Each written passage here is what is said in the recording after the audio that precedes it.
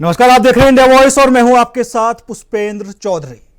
उत्तराखंड में महिला अपराध अब एक राजनीति का बड़ा मुद्दा बन गया है और बने भी क्यों नहीं। एनसीआरबी की जो रिपोर्ट के आंकड़े हैं उसमें साफ तौर पर हर साल के अपराध दिखाए गए हैं। अब की बार 2025 अप्रैल तक के महीने में वो भी रिकॉर्ड टूट गया अपराधों के मामले में, जिस पर विपक्षी दल सत्ताधारी दल को घेरने की तैयारी भी कर चुका है।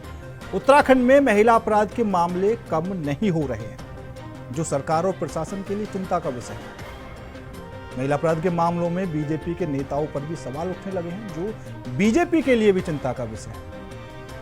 उत्तराखंड में बढ़ते महिला अपराधों को देखते हुए कांग्रेस जल्द ही बेटी बचाओ अभियान शुरू करने जा रही है। लेकिन इससे भी साफ पता चल रहा है, क्योंकि राजनीतिक पार्टी है और राजनीति ही शुरू करने की कोशिश की जा रही है। उत्तराखंड में बढ़ते महिला अपराध एक चिंताजनक मुद्दा है। नेशनल क्राइम रिकॉर्ड्स ब्यूरो यानी कि एनसीआरबी की 2023 की रिपोर्ट के अनुसार उत्तराखंड हिमालयी राज्यों में महिला और बच्चों के खिलाफ अपराधों में पहले स्थान पर है। 2022 में अपराधों में 26% की वृद्धि दर्ज की गई, जिसमें 2021 के 3,431 मामलों की तुलना में 2022 में 4,337 मामले सामने आए। 2025 के अप्रैल तक 4,980 अपराध अब तक दर्ज किए गए हैं अप्रैल तक, जिनमें दुष्कर्म के 252 मामले ये 2023 है और महिला अपहरण 196 जैसे अपराध शामिल हैं। वहीं कांग्रेस की बेटी बचाओ अभियान पर बीजेपी नेता मथुरा दत्त जोशी जी कहते हैं कि पहले कांग्रेस आपस की लड़ाई बंद कर ले, उसके बाद दूसरों से लड़ाई लड़े। जहां तक सवाल है बीजेपी के नेताओं पर यौन शोषण के आरोप के, तो उसमें कोई तथ्य नहीं है और जहां गलती पाई गई पार्टी ने उन्हें बाहर करने का काम भी किया है। उन्होंने कहा कि सारे मामले कोर्ट में विचाराधीन है और जब मामला न्यायालय में होता है तो उसका जो भी फैसला आता है वह सबको स्वीकार होता है। उन्होंने कहा कि पार्टी ने दंडात्मक कार्रवाई उन्हें बचाने का काम नहीं किया। मुख्यमंत्री ने खुद कहा कि ऐसे नेताओं को बख्शा नहीं जाएगा, लेकिन कांग्रेस के पास कुछ बोलने को नहीं है। वो इस तरीके की घिनौनी हरकत कर रही है। अगर कांग्रेस भारतीय जनता पार्टी पर आरोप लगा रही है तो भारतीय जनता पार्टी भी अपना बचाव करने में किसी भी तरीके से पीछे नहीं है। एक बार सुना देते हैं आपको क्या कुछ प्रतिक्रिया इस पूरे मुद्दे पर कांग्रेस की तरफ से, बीजेपी की तरफ से। देखिए, हम लोगों ने ये प्लान करा क्योंकि जब हम लोग पूरी लीडरशिप दिल्ली गई थी, राहुल जी, खड़गे जी और केसी वेणुगोपाल जी मीटिंग में थे, तो महिला अपराधों पे उत्तराखंड की बात आई और उसमें हम लोगों ने सोचा है कि पूरे 70 की 70 विधानसभाओं में जो पिछले 3 साल में और उससे पहले के 5 साल में महिला अपराध लगातार उत्तराखंड में बढ़ रहे हैं, उस पर एक यात्रा निकाली जाए। घर घर तक हम लोग पहुँचें और बताएं कि इस सरकार में महिलाओं के साथ, बेटियों के साथ जो बलात्कार, दुराचार की घटनाएं बढ़ी हैं वो कितनी बड़ी हैं और उसमें सरकार की जो नाकामी है, जो फेलियर्स है, उसके बारे में लोगों को बताएंगे। देखिए, कांग्रेस राजनीतिक कुंठा से ग्रसित है। कांग्रेस के नेता पहले आपस की लड़ाई तो अपनी बंद कर लें, उसके बाद दूसरे से लड़ाई लड़ेंगे। पहले अपने घर की लड़ाई बंद कर ले कांग्रेस, फिर दूसरी बात करेंगे। और जहाँ तक सवाल है भारतीय जनता पार्टी के नेताओं के ऊपर यौन शोषण के जो आरोप लगे हैं, उसमें कोई तथ्य नहीं है, आधारहीन बात है। और जिन लोगों के ऊपर आरोप लगे भी हैं, जो भी जिस स्तर का नेता था, पार्टी ने उनको बाहर करने का काम किया है और पार्टी ने उनके खिलाफ दंडात्मक कार्रवाई की है। सारे मामले अदालतों में विचाराधीन हैं। कोर्ट, न्यायालय अपना काम कर रहा है और प्रशासन अपना काम कर रहा है। और जब मामले न्यायालय में विचाराधीन होती हैं तो जो भी निर्णय न्यायालय का होगा सबको स्वीकार होगा। जब पार्टी ने वैसे कार्यकर्ताओं को बाहर का रास्ता दिखा दिया, उनके खिलाफ दंडात्मक कार्रवाई की, उनको बचाने का प्रयास नहीं किया, उनके ऊपर मुकदमे करके, और माननीय मुख्यमंत्री जी ने स्वयं संज्ञान लेकर कहा कि ऐसे कार्यकर्ताओं के खिलाफ कठोर से कठोर कार्रवाई की जाए। पार्टी का अपना एक सिस्टम है काम करने का। तो आज इसी मुद्दे पर करेंगे चर्चा। चर्चा में शामिल होने के लिए हमारे साथ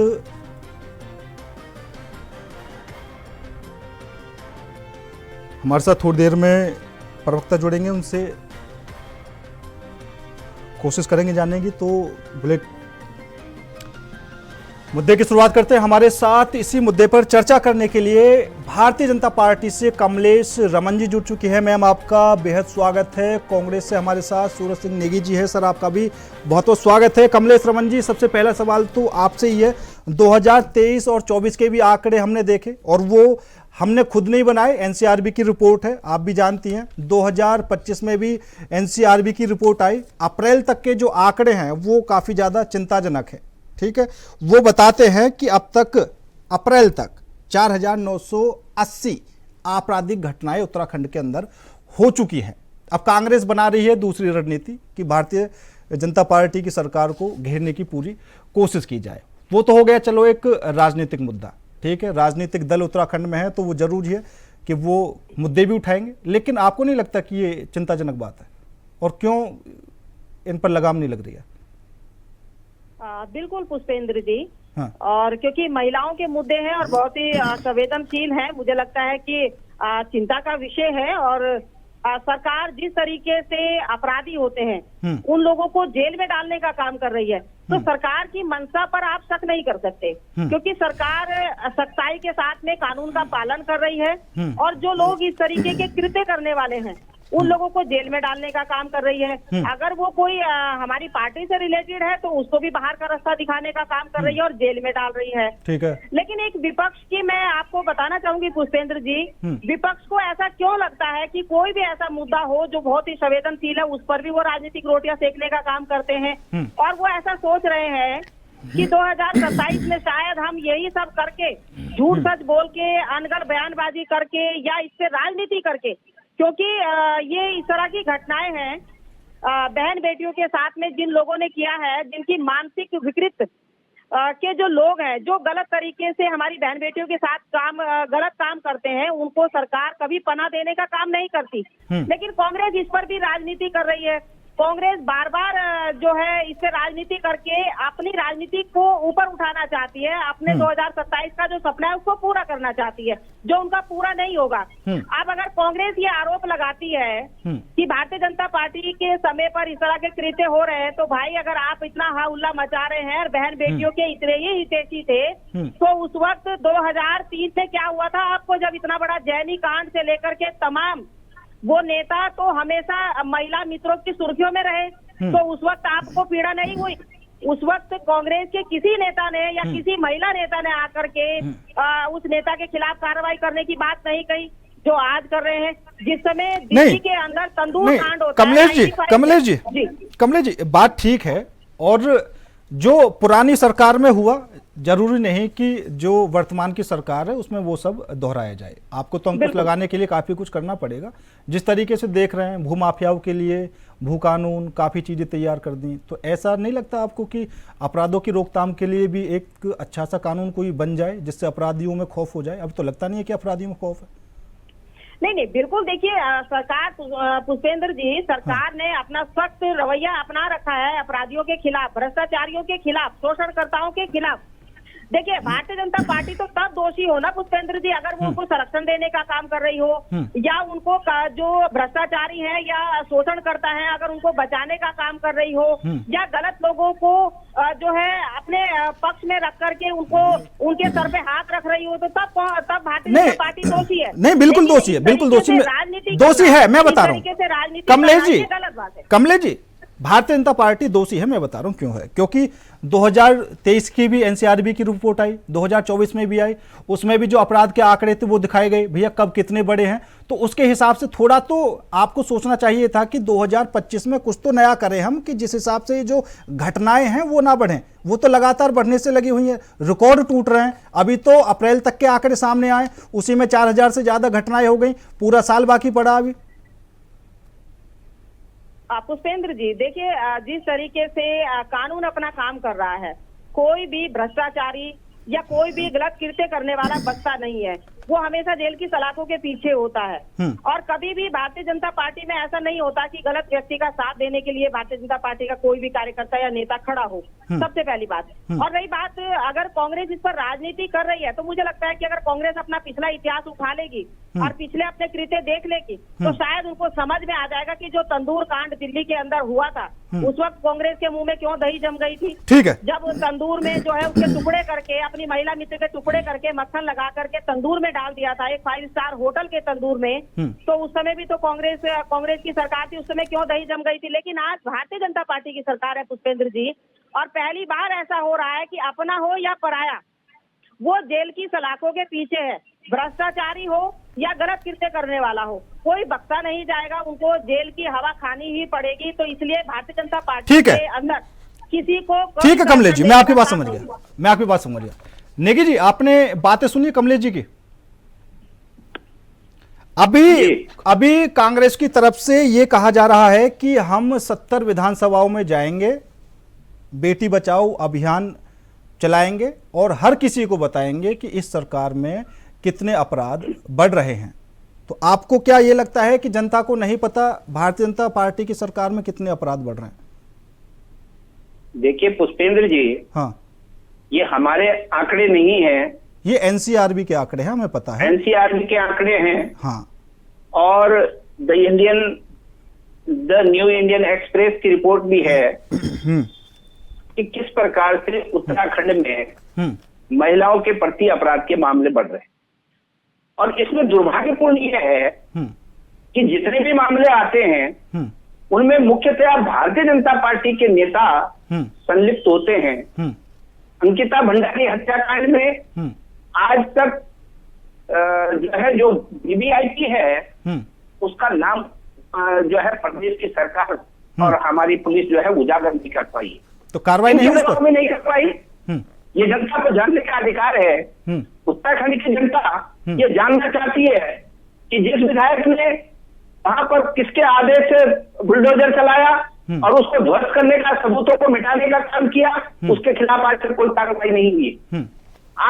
आज जो है उत्तराखंड प्रदेश में बेटी बचाओ बेटी पढ़ाओ का नारा देने वाली सरकार जो देश में बड़े ढिंडोरा पीट रही थी कि बेटी बचाओ बेटी पढ़ाओ, आज उत्तराखंड की स्थिति यह हो गई है कि भारतीय जनता पार्टी के नेताओं से कैसे जो है बेटियों को बचाएं।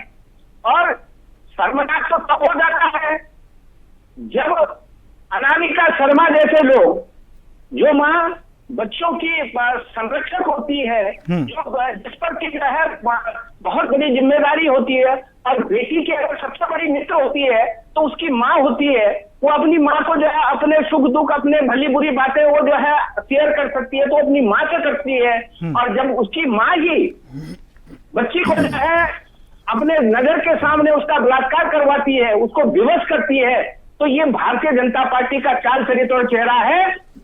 ठीक है नेगी जी एक सवाल करते हैं। हाँ। जो बहुत बड़े धार्मिक बनते हैं उनके राज में तमाम जो है क्या कारण है कि भारतीय जनता पार्टी के नेता जो है मुख्य आरोपी होते हैं लगभग हर कांड में। तो आज प्रदेश की जनता को डराने की नेगी जी एक सीधा सा सवाल, नेगी जी सुन लीजिए का काम करते हैं, आपको वोट को का सौदा करने का काम सुन लीजिए वो आपकी बेटियों को कितना सुरक्षित रख चाहते हैं, उनके राज में माँ बेटी कितनी सुरक्षित है, ये आज प्रदेश की जनता को लगाने की। हाँ नेगी जी अब सुन लीजिए, नेगी जी सवाल ये है, अरे सुनिए तो सही आप, नेगी जी सुनिए तो सही आप, मेरा सवाल ये है कि क्या किसी एक इंसान की विचारधारा से पूरी पार्टी की विचारधारा तय हो सकती है?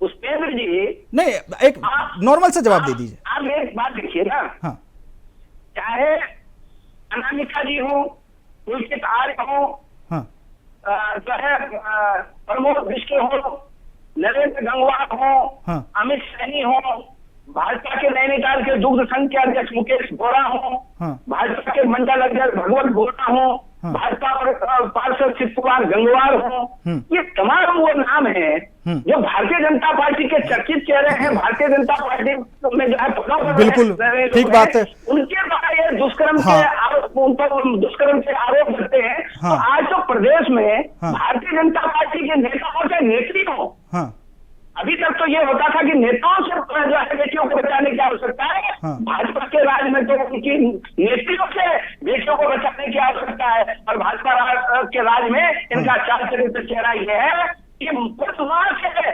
हाँ। जब मां के सामने बेटियां सुरक्षित नहीं है तो आप बताइए क्या हाल इस प्रदेश में भारतीय जनता पार्टी के शासन का है। ठीक है, ठीक है, ठीक है। तमाम नेगी जी, नेगी जी, प्रकार की घटनाएं घट रही हाँ, हैं।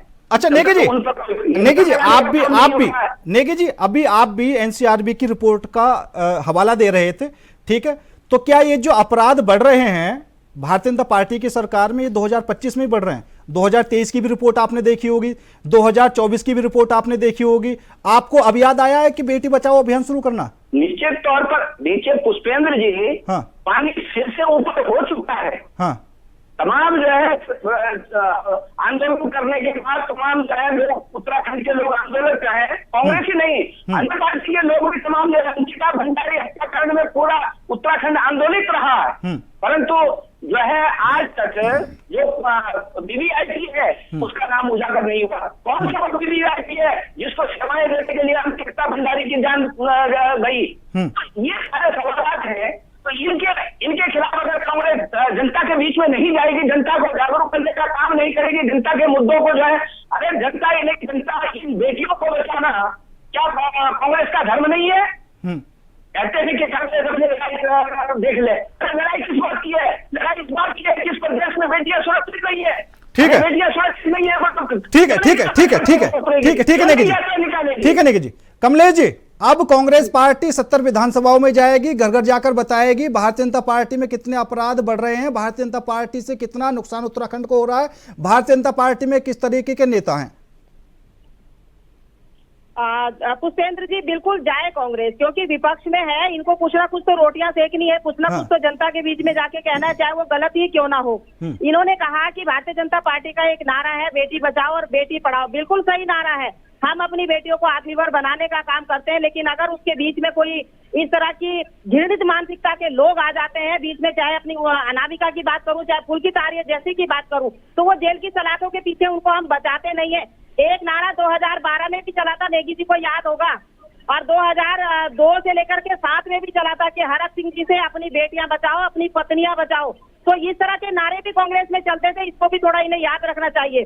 दूसरा, अभी मैं आपको बताऊं कि इनके चेरियन फिलिप कांग्रेस के नेता हैं, जिन्होंने अपनी बकायदा उसमें लिखा है फेसबुक में, मैं आपको भेज दूंगी, जिसमें उन्होंने लिखा है कि कांग्रेस के अंदर अगर महिलाओं को टिकट लेने हैं तो पहले उन्हें नेताओं की बात माननी होगी, उसके बाद ही उन्हें टिकट मिलेंगे। और जो महिलाएं बात मान जाती है उनको कांग्रेस टिकट देने का काम करती है। यानी कि महिलाओं का शोषण वहां भी कांग्रेस के अंदर होता है, जहां पर आज अगर मैं कांग्रेस की नेताओं की बात करूं, चाहे हरक सिंह से लेकर के तमाम और भी नेता, मैं नाम गिनवा दूंगी सूरज सिंह नेगी जी को, कांग्रेस के नेता किस तरीके से महिलाओं का शोषण करते हैं, आज भी करते हैं। और अब मैं पर्सनल नहीं जाना चाहती, कुछ नेता तो ऐसे हैं जो अपनी पत्नियों का ही शोषण कर रहे हैं आज भी, जो दूसरी महिला मित्रों के साथ में अपने संबंध बना के रखते हैं और अपनी पत्नियों का शोषण करते हैं। तो इसलिए शोषण की बात का पाठ हमें ना पढ़ाए कांग्रेस। दूसरी बात, अगर भारतीय नहीं, अब तो कमलेश जी दोषियों को बचाती है। कमलेश जी, एक बात समझ में नहीं आ रही, एक बात समझ में नहीं आ रही, हरक सिंह रावत को कांग्रेस की तरफ गिना जाए, बीजेपी की तरफ? देखिए, वो कांग्रेस सरकार में थे जिस वक्त ये सब प्रकरण हुए, जैनी कांड से लेकर के तमाम चीजें। रही दूसरी बात, चाहे वो भारतीय जनता पार्टी का हो या कांग्रेस का हो, पुष्पेंद्र जी, इसमें कोई किसी के सपोर्ट नहीं होनी चाहिए, वो जेल की सलाखों के पीछे होना चाहिए। कोई भी हो, बड़ा हो छोटा हो, किसी भी तरह का भ्रष्टाचारी हो, शोषण करता हो, हमें उससे कोई मतलब नहीं है। भारतीय जनता पार्टी उसको संरक्षण नहीं देती। और मुझे लगता है कि जिस तरीके से कांग्रेस ये सोच रही है पुष्पेंद्र जी कि शायद 2027 का हम सपना पूरा कर लेंगे। अरे भाई, अपने घर की सिर्फ उठवल तो पूरी कर लो। जो आजकल नेता सोशल मीडिया पे, हर नेता, तिलकराज भेड़ की अगर मैं बात करूं तो वो हरिंदर सिंह लाडी के ऊपर आरोप लगा रहे हैं, हरक सिंह जी की बात करूं तो वो हरीश रावत जी पर आरोप लगा रहे हैं, हरीश रावत जी हरक सिंह जी पर लगा रहे, 2016 का दंश का रोना रो रहे हैं, और करण मेहरा जी के ऊपर मयूख मेहर जी आरोप लगा रहे हैं। तो मुझे लगता है कि पहले कांग्रेस को अपने संगठन को मजबूत करने की बात करनी चाहिए और उसके बाद आरोप लगाना चाहिए भारतीय जनता पार्टी के ऊपर। और भारतीय जनता पार्टी किसी को संरक्षण नहीं देती पुष्पेंद्र जी, अपना हो पराया हो, इससे भारतीय जनता पार्टी को कोई फर्क नहीं पड़ता। छोटा नेता हो, बड़ा नेता हो, कार्यकर्ता हो या एक समाज का आम नागरिक हो, जो गलत करेगा वो धामी जी की सरकार में जेल की सलाखों के पीछे जाएगा। तो इसलिए हमें कांग्रेस से ये पाठ सीखने की आवश्यकता नहीं है। और कांग्रेस से ये सर्टिफिकेट भी लेने की आवश्यकता नहीं है। आज की नारी हमारी उत्तराखंड की, हमने उत्तराखंड लिया था, इस प्रदेश को महिलाओं का प्रदेश है ये, और इस प्रदेश में अगर इस तरह के कृत्य होंगे तो पुष्कर सिंह धामी जी की सरकार उनको छोड़ेगी नहीं, जेल की सलाखों के पीछे भेजने का काम करेगी, चाहे पुलकित आर्य हो और चाहे अनामिका शर्मा हो। वो हमारे कुछ भी नहीं लगते, ना ही हमारे भारतीय जनता पार्टी के कार्यकर्ता की हैसियत से, ना ही एक आम नागरिक की हैसियत से। लेकिन कहीं ना कहीं जिस तरीके से एक इस तरह के भावनात्मक मुद्दों के ऊपर कांग्रेस राजनीति करती है, ये कहीं ना कहीं उनकी मानसिकता को दिखलाता है। ये उनकी छोटी मानसिकता, उनकी बौखलाहट, उनकी जो निराशा है, ये दिखाने का काम करता है। ठीक है नेगी जी, क्योंकि अभी कमलेश जी ने एक बात कही, बीजेपी की सरकार में कुछ भी हो, कितने भी अपराध हो जाएं, लेकिन किसी को बख्शा नहीं जाएगा, और हालांकि ये तो देखा भी गया, कार्रवाई तो हुई है। नहीं देखिए पुष्पेंद्र जी, 2022-23 से जिस प्रकार से ग्राफ बढ़ रहा है वो किसी से छुपा हुआ तो नहीं है। क्या कारण है कि जो है इन पर कार्रवाई नहीं होती या इनके आंकड़ों पर कार्रवाई नहीं होती, इनको बचाने का काम किया जाता है। और कमलेश जी कांग्रेस में रह चुकी हैं, ये कह रही है कि कांग्रेस में जो है टिकट किस तरीके से बांटे जाते हैं। क्या आपके साथ किसी ने कोई ऐसी घटना की? तो ये इस प्रकार के आरोप लगाना हिम्मत नहीं है सूरज सिंह देवी जी, पर्सनली नहीं, के साथ हिम्मत नहीं है, पर्सनली नहीं, पर्सनली जिनके साथ हिम्मत है वो आपके संरक्षण में है। बेटियों के साथ अन्याय हो रहा है, अत्याचार हो रहा है, बलात्कार हो रहा है, बेटियां सुरक्षित नहीं है प्रदेश की, और ये लोग जो है कहते हैं कि धामी जी की सरकार कार्रवाई कर रही है। अरे कौन से कारण है वो कि कार्रवाई होती है और उसके बाद फिर अपराध रुक नहीं होते हैं? शर्म आनी चाहिए आपको। अरे आपके एक सवाल मुझे पूछने के संस्कार है, और इनके पुष्पेंद्र जी एक बात मैं और बताना चाहता हूँ, इनके राज्य में बेटियां है कि नहीं, बेटे भी सुरक्षित नहीं है, उनके साथ में भी बलात्कार की घटनाएं होने लगी है। तो ये चिंता का विषय है कि चाल चेहरे की बात करने वाले, संस्कारों की बात करने वाले, सनातन संस्कृति की बात करने वाले, अरे यही सनातन की संस्कृति है भैया। जो तुम्हारे नेता जो है उसमें सम्मिलित होते हैं, क्यों नाम आ जाते हैं तुम्हारे नेताओं के? अरे वो ऐसे थोड़े नहीं आ जाते भैया, कुछ ना कुछ तो कारण होगा। तुम्हारा लक्षण तुम्हारे यहाँ दंड की व्यवस्था नहीं है, ठीक है, ये काम आगे बढ़ रहे। ठीक है नेगी जी, चिंता का विषय तो है, चिंता का विषय तो है, क्योंकि जिस हिसाब से घटनाएं बढ़ रही हैं चिंता का विषय तो है, लेकिन चिंता का विषय ये भी है कि इतनी घटनाएं बढ़ने के बाद भी बीजेपी सरकार में आ जाती है, कांग्रेस को नहीं चुन पा रही जनता। अब 2027 का मिशन आप अपने तरीके से पूरा करने की कोशिश करेंगे, अगर आप पार पा जाते हैं तो ये भी क्लियर हो जाएगा कि भैया वहां की जनता बीजेपी से दुखी है। चलिए ठीक है, समय की कमी है। कमलेश जी आपका बहुत बहुत धन्यवाद, नेगी साहब आपका बहुत बहुत धन्यवाद। लेकिन जिस हिसाब से एनसीआरबी की रिपोर्ट आ रही है और उसमें जो अभी तक 2025 के अप्रैल महीने तक आपराधिक मामले बढ़े हैं, वो जरूर चिंता का विषय है। लेकिन अब सरकार क्या कुछ रुख उठाएगी, कुछ तो कड़ा कदम उठाने की जरूरत है जिससे ये आंकड़े और ना बढ़ पाए, क्योंकि कांग्रेस ने दूसरी तरफ अपनी रणनीति तैयार कर ली। अब वो 70 विधानसभाओं में जाकर बेटी बचाओ अभियान शुरू करेगी और घर घर जाकर हर किसी को बताएगी कि भारतीय जनता पार्टी की सरकार कैसी है। फिलहाल मेरे साथ इस खास पेशकश में इतना ही। नमस्कार।